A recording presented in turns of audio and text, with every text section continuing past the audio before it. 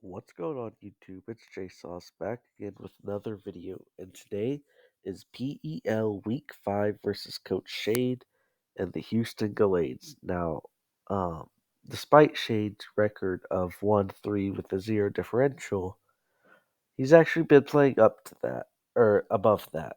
Um, in fact, if I remember correctly, in Week 1 he had a forfeit loss, which means over the next 3 weeks he is actually 1-2 plus 3. And he's coming off a win last week, and I believe he only lost 1-0 to Ultra Pro Star.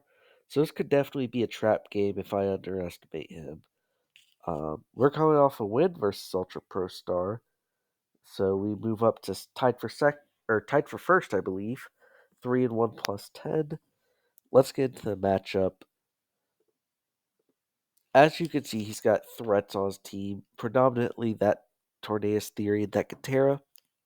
And Palafin. Palafin is a very dishonest mod, and Abandoned Wave Crash, I believe, 2-hit KOs everything on my team, even with max investment. Now, it may not kill Azumarill, but then Azumarill can't attack it back. So it's a very tricky situation. The second thing you notice is that Iron Bundle has literally God's greatest God's greatest matchup here, and I know I say that about every 2 weeks, but uh, every team, I'm telling you, every single draft team that ever exists is going to be weak to Iron Bundle. Like, I don't think I've ever seen a bad Iron Bundle matchup. Like, how's he going to stop Iron Bundle? Well, it's probably like Terra Steel Frostmoth, AV Gudra, or AV slash Yachi Chestnut. And so I decided to create this Iron Bundle set, right? It's the Iron Bundle set of all time. It's my late game clear this week. You might be saying this and being like, Jsauce, what the hell are you doing? Don't let this man back in the kitchen. It's fully physical Iron Bundle. 252 attack, 120 special attack, 136 speed, hasty nature with the booster energy to guarantee that speed boost. Frostmoth is looking super scary to my team. So I decided to pack something for it, which is the Speed Boost Encore part of it. But then I realized AV Gudra and Yachi Chestnut actually do kind of crap on this. So I brought Acrobatics and Ice Spinner. I mean, you can see the calcs up there, right? After a little bit of chip, some U-turn chip or something, Iron Bundle craps all over Chestnut. I mean, it's not crapping all over Chestnut, but like it's a good like 85% that can do after acrobatics. And then it can also do around 70-75 to Gudra, assuming that's especially defensive. And this, as you may have seen from the Blissey set last week, this is just to catch my opponent off guard. And um, if he overpreps for Bundle on the special side, then he's going to pay for it. Bundle's going to clean on the physical side. And Hydro Pump's just there. Um, for one, Iron Bundle's best physical water move is actually Flip Turn. No Liquidation, no Aqua Tail, nothing. And then secondly, it also allows me to hit Rotom and just stuff like Uxie and even Klefki for damage. Um, Next, we have the Unbreakable Walls on Mazenta this week with a substitute set of just max HP, enough speed to outspeed Torn, and then just the rest in special defense. Now, I could have honestly foregone um, speed creeping for Torn. I just thought it was best because it forces him to run something like Scarf Rotom, Scarf Crook, or even Scarf Palafin if it wants to outspeed me. Now, Iron Defense Body Press, the usual. He doesn't have a ton of physical attackers. You know, it's like Chestnut, Palafin, and Crook. With that being said, Palafin and Crook were actually two of the biggest threats to my team, so I felt like it's very important to have something to beat it. Now, the 60 special defense is just so I can sub up on something like a Gudra, Sans Fire Blast, or Yuxi, or even like Klefki to an extent, which, because it doesn't get taught or encore. Um, Now, it can paralyze me, but it's just, I can sub up on a multitude of different things, get get some iron defenses off, then body press people death. Crunch is just there so I can physically hit that Zoroark as well as being able to hit Yuxi. Next, we have the Dyson Vacuum. It's named that because this bitch is just gonna sweep. It's gonna clean this the goal. Um, Roaring Moon with a little bit of a weirdo EV spread this week. It's enough speed to outspeed Zoroark. So if he wants to be Choice Scarf, it's not gonna be able to outspeed me. Obviously, Roaring Moon cannot outspeed Torn, or else I would. Enough into attack to be able to um, still be under the threshold for that booster speed, while also just having the max attack, and I just threw the rest in HP. Jolly Nature, Acrobatics, Dragon Dance, Earthquake Knock. This is the week where uh, Growing Moon had 4 move slot syndrome because I felt like Chestnut was coming, which is why I needed Acrobatics, and Knockoff hits everything else on his team. And I was in between Earthquake and Facade. Um, Facade hits his entire team, allows me to sweep while still being burned by Rotom, or that's really it because Klefki can't paralyze me. But unfortunately, I did get a little bit too paranoid of Klefki, so I threw you Earthquake on, which really it pretty much literally only hits Klefki. Rotom can't get hit by it. Yuxi can't get hit by it. Torn can't get hit by it. And if it's Magnet Rise, um, for some reason, then Klefki can't get hit by it. In hindsight, Facade is definitely the better play. I don't know. I got worried about it. And yeah, as you can see by calcs, though, this set still goobs people. I mean, if I get to +1, Gudra is going to pay if it wants to try switch into me. And if I plays late game, then it's probably not going to be 100%, which means it just dies. And then that bottom one, it's just showing that even if I'm not +1, Acrobatics still kills max HP with a little bit of investment on Chestnut. Next, we have Homer's Glue. This is the glue guy. This is the fast pivot, or the fast support, rather. It's just Cinderace with an air balloon. Like I mentioned on earlier, Crocodile scares me. So I just ran max HP, enough speed to outspeed Zoroark with just Court Change, U-turn, Power Ball, Taunt. It's your same old set, except for instead of Will-O-Wisp for stuff like Crook and Palafin that want to come in, I just ran Taunt. It allows me to click on Klefki, Frostmoth, Duxie, even stuff like Rotom and Torn. There, even Crocodile if it's a lead. There's just a lot I would want to taunt, and Will-O-Wisp, excuse me. Even though it felt good for those two mods, that those are his only two real attackers. Like uh, Chestnut just gets Pyreballed or U-turned to death.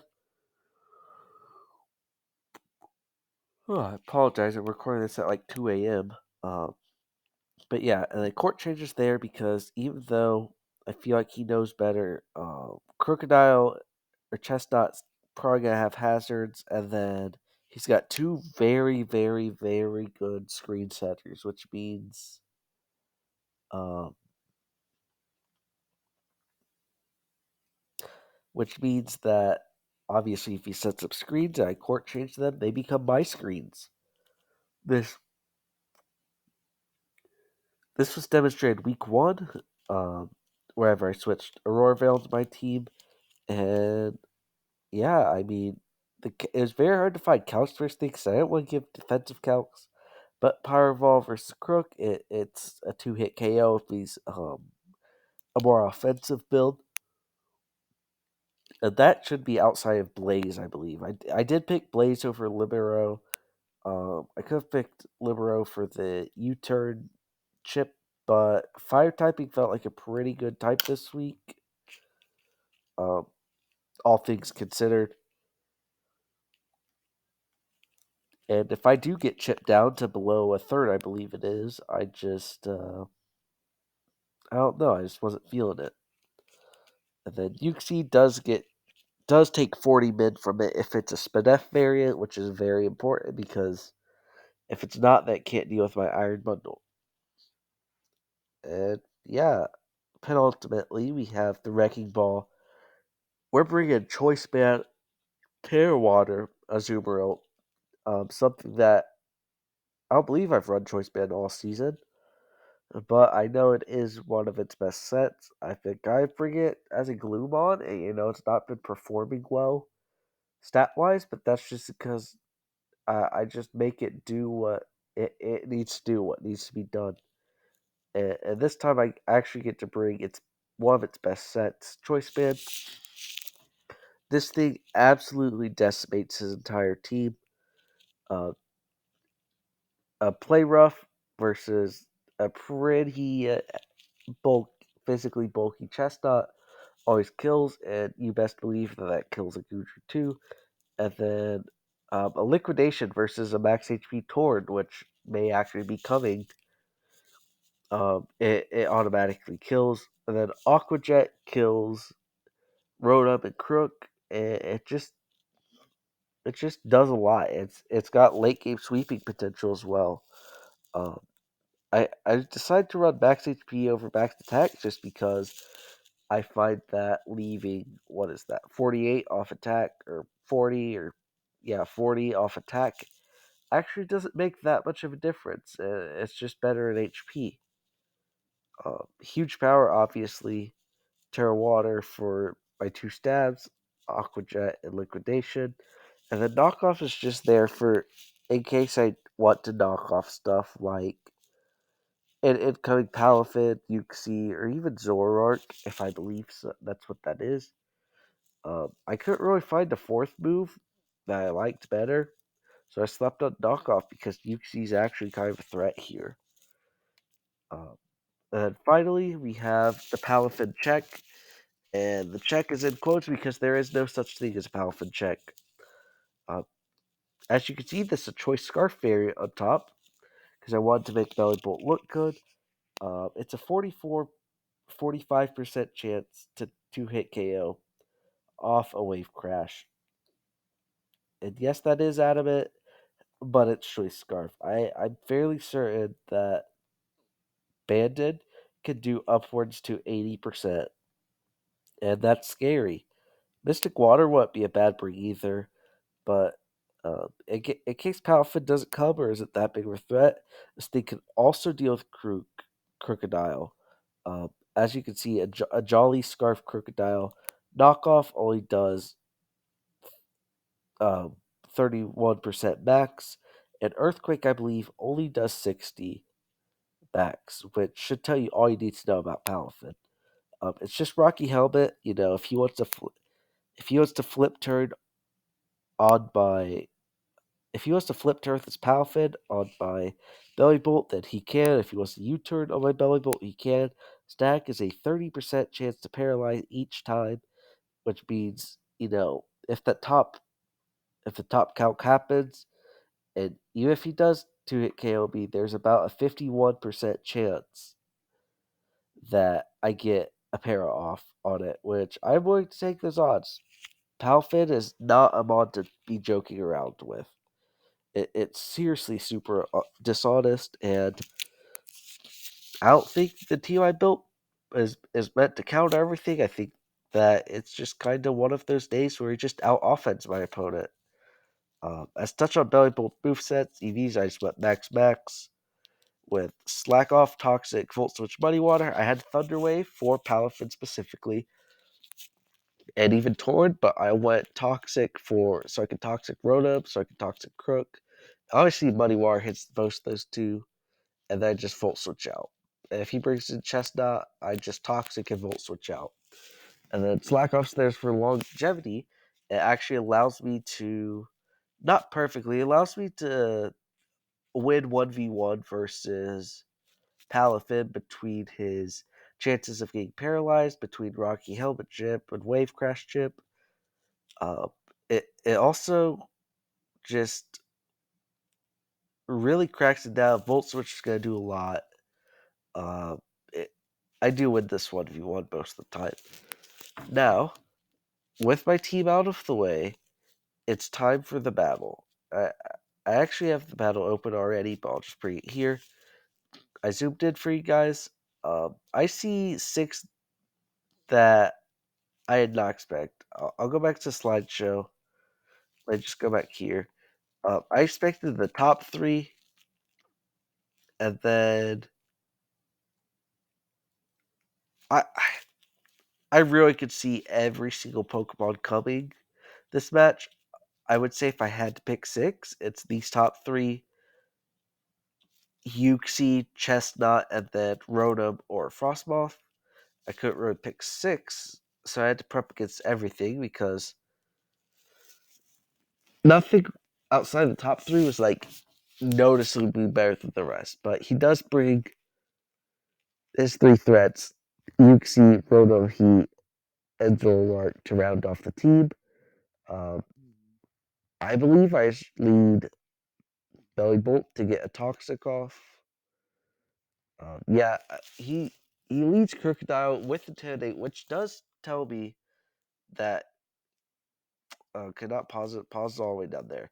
Tells me he's not Scarf, or at least heavily offensive, like a sweeping one. So I swap his Cinderace Ice Court Change off the bat as he knocks off my air balloon, and then I just U-turn on out, do 44%, break his Sash if he was Sash, and yeah, I just go Azumarill because it was my best thing offensively and defensively to this. I have no EQ switches, but I expected him to save this, so I just clicked Liquidation on maybe an incoming Tord or Uxie or Palfin. He does go Tord. I go back into my Belly Bolt to just take a Bleak Wind or whatever he wants to do.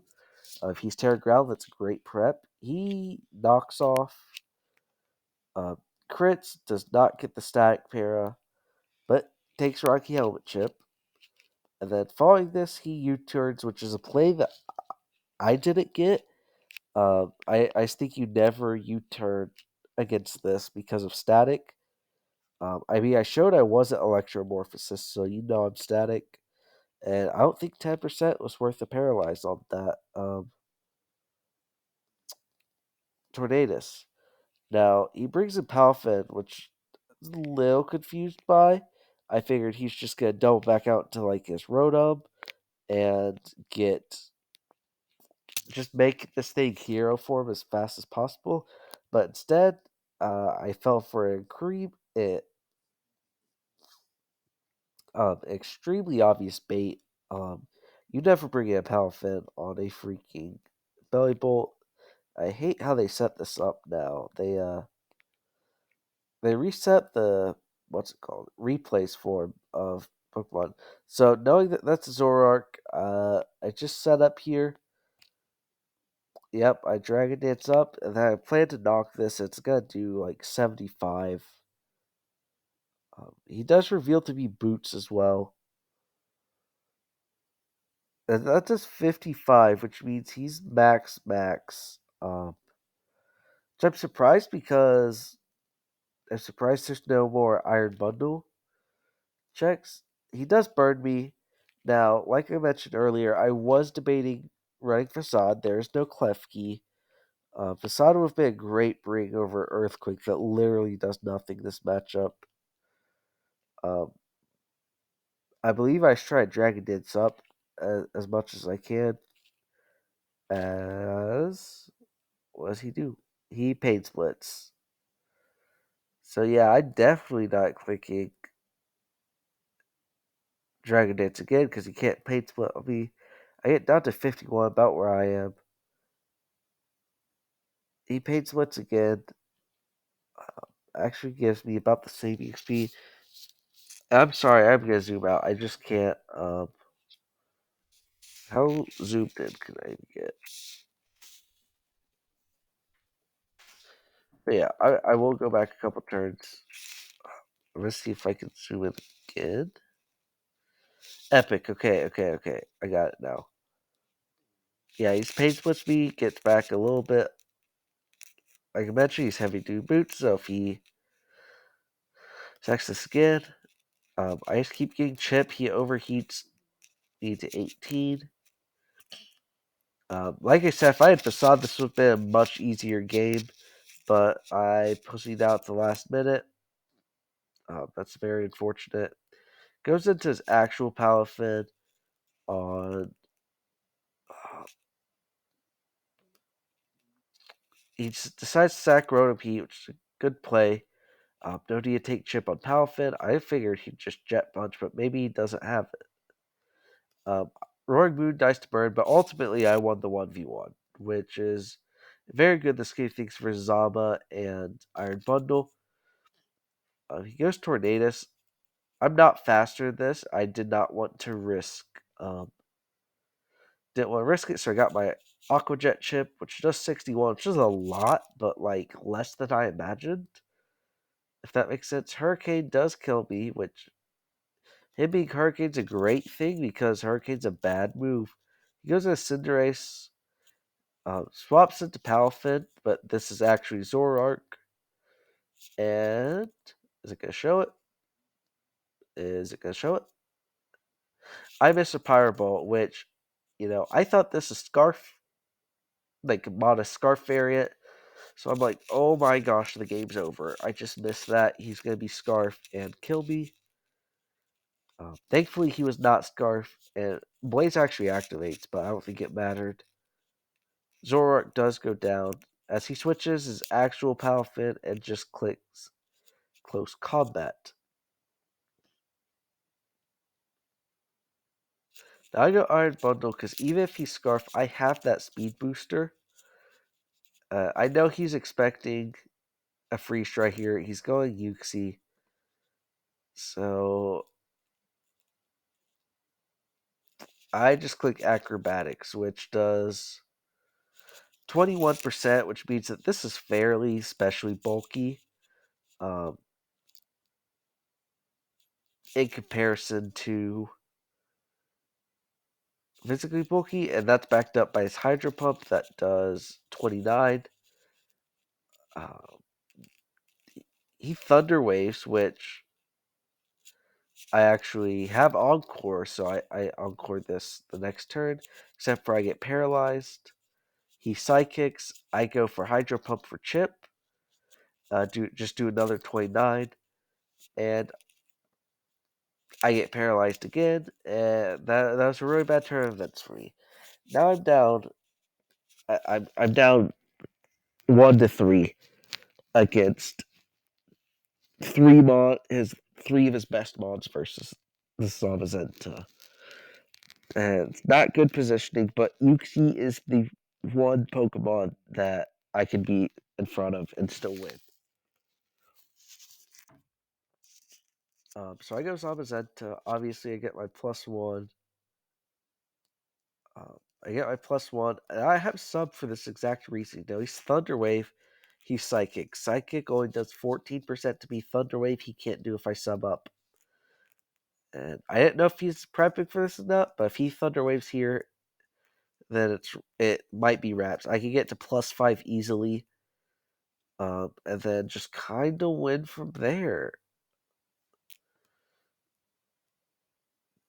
But he kicked sidekick the first turn like a very smart person.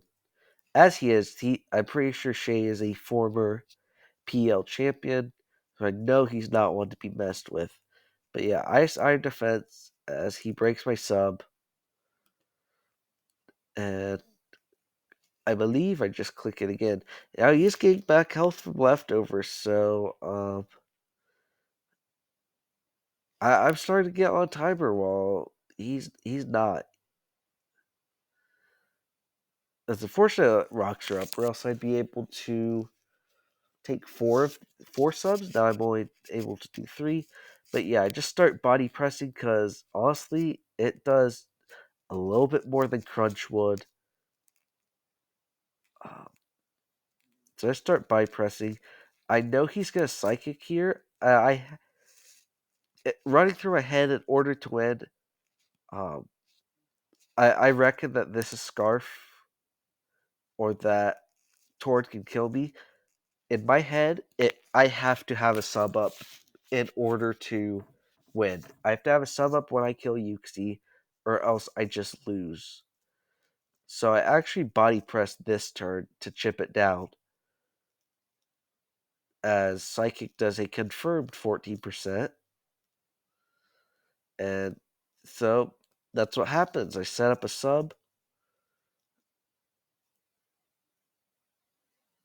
I set up a sub on the Psychic, and then I body press. Oh, I was turning to Mike Tyson for a second. I body pressed this to death.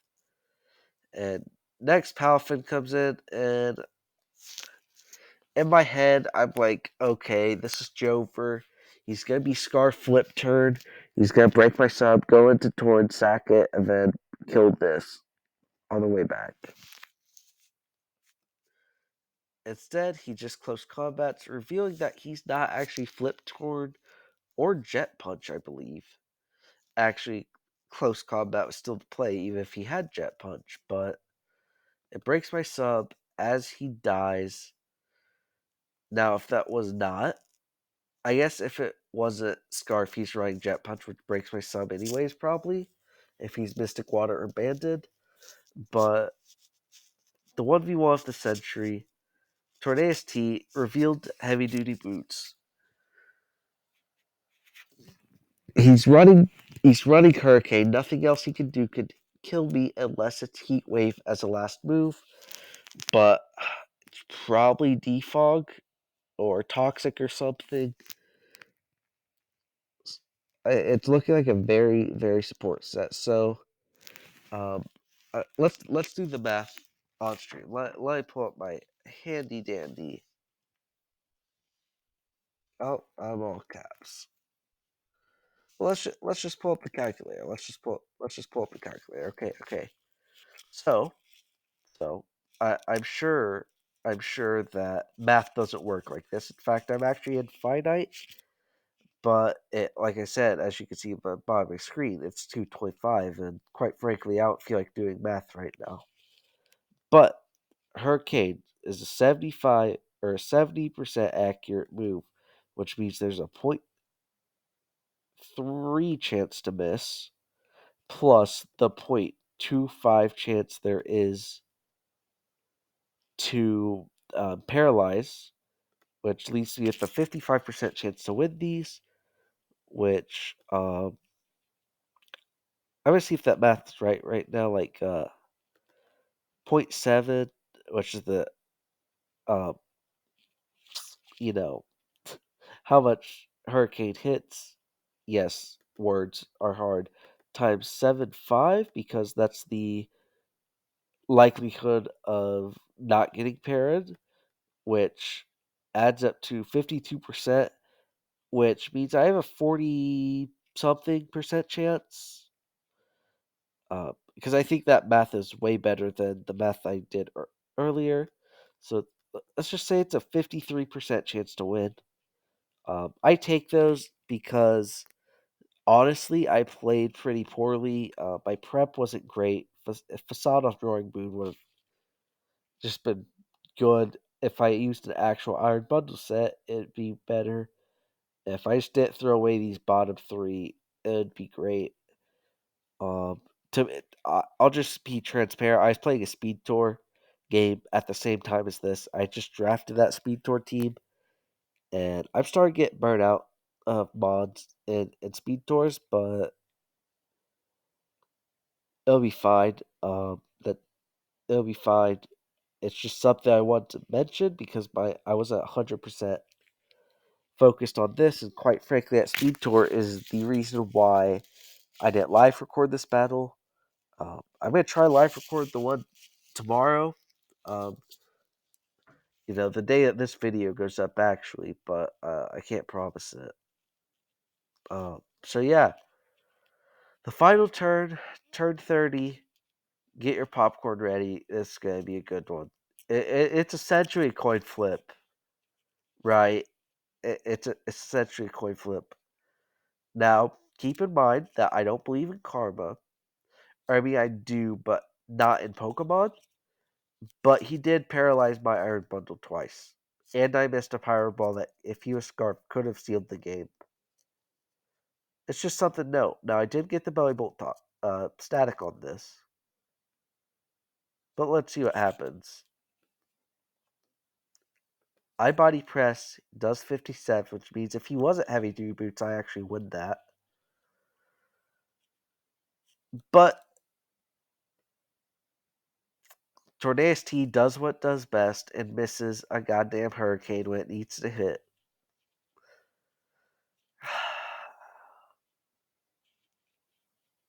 This mod is such a slot machine, dog. Like, if you have a gambling addiction, start using Tornadus T. The highest of highs, the lowest of lows, and we just got blessed by our Jesus. We just got blessed into a win, which I can't say was or was not deserved. It honestly is game of the season, and quite frankly, I was shaking for the next 30, 45 minutes thinking about this. I almost gave myself a mini heart attack, but that's what Tornadus does best. And actually, so is Iron Bundle, even though it didn't sell me this game. Yeah, and then I body press the next turn, and we take that win as a 9% victory, 1-0 versus Shade, coach of the Houston Gallades. This may have been one of the greatest matches, results-wise, in Mod's history. Uh, just, I just wanted to thank you all for watching. Make sure to smash the like and subscribe button, and yeah, I love you all for watching to the end, which I don't know how many of you are, but just know I recognize you guys. Uh, Tune in next Wednesday for PEL Week 6, I believe. Yes, Week 6 versus Phoenix. It's gonna be a good one. I can promise you that. Not as good as this game, but it's gonna be good. All right. I will see you guys in the next video. Deuces.